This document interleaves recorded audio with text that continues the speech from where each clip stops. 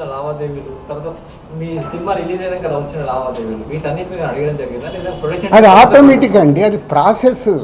వాళ్ళకి అదే అవగాహన చేసుకోవడానికి. సినిమా క్యాష్ ఉన్న బ్యాంక్కి వెళ్ళి డ్రా చేసే పెడతారు. సో వాళ్ళకి డౌట్స్ ఉంటాయి. డౌట్స్ ఉన్నప్పుడు క్లారిఫై చేయాల్సిన రెస్పాన్సిబిలిటీ మాదే కదా.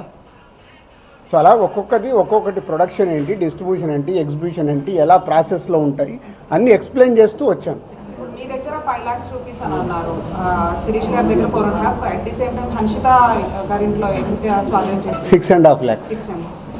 టోటల్ కలిసి 20 లక్షలండి.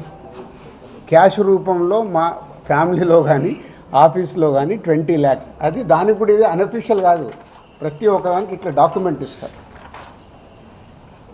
ఇది 5,50,000 గోల్డ్ ఉంటుంది. ఏ లిమిట్లో ఉండాలో ఆ గోల్డ్ కూడా ఉంది అందరిది. యాజ్ పర్ రూల్ ప్రకారం ఎవరి దగ్గర ఎంత ఉండాలో అంతే ఉంది. మెయింటైన్ అంటే మేము రెస్పాన్సిబుల్ పర్సన్ కదా, ఏది మేము తప్పులో ఉండకూడదుగా.